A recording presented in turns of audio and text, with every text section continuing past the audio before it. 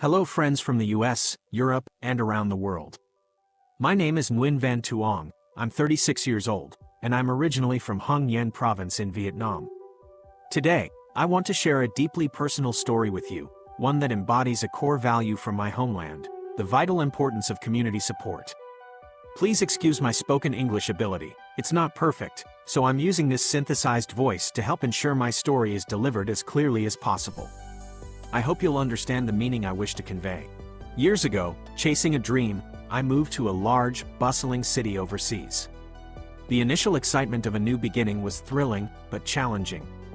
I found work, started building a life, but I was essentially alone, without the close-knit family and community I'd known back home.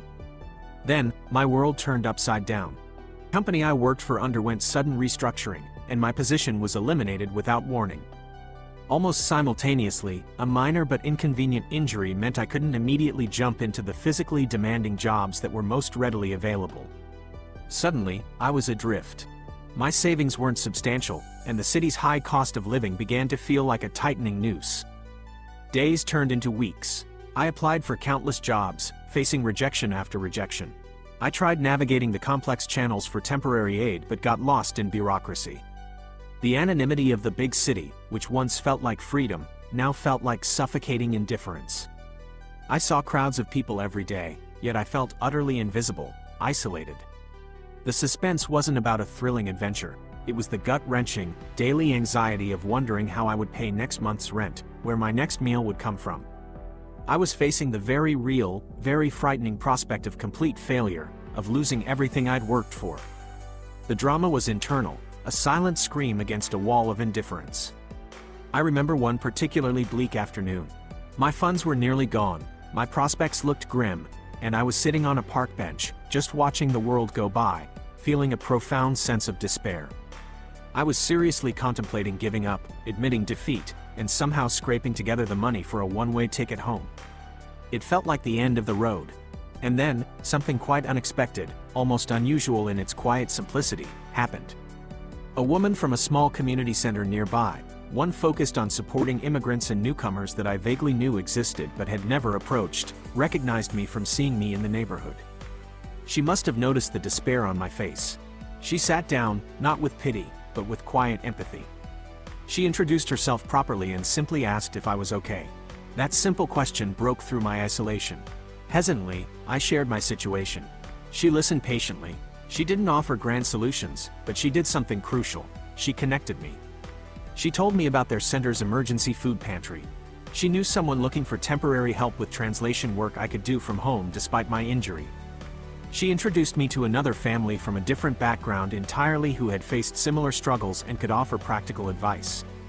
It wasn't a sudden windfall, but it was a lifeline, offered unconditionally by near strangers. The climax wasn't a loud event, but this quiet, powerful wave of relief and shock, the realization that kindness could bloom in the most unexpected corners, even in an impersonal city.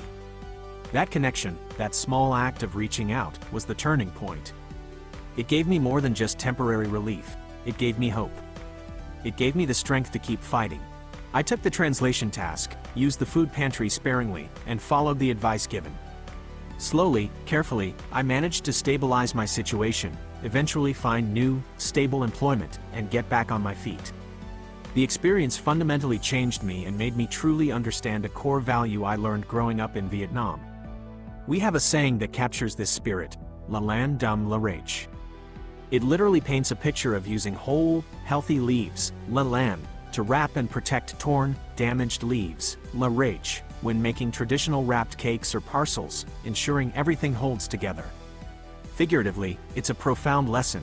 The whole leaves, those who are more fortunate, stronger, or have more resources, have a natural, compassionate role in sheltering and supporting the torn leaves, those facing hardship, vulnerability, or misfortune.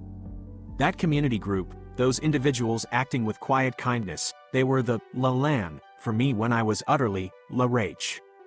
They embodied that principle. This spirit of mutual support, whether through individual acts or organized community efforts, is what creates resilience, what holds communities together, especially in challenging times.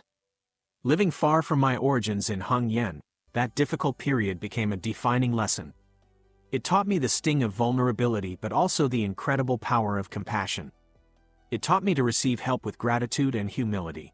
And most importantly, it instilled in me a deep commitment, whenever I find myself being lonely, to remember what it felt like to be broken and to extend that same supportive covering to others in need.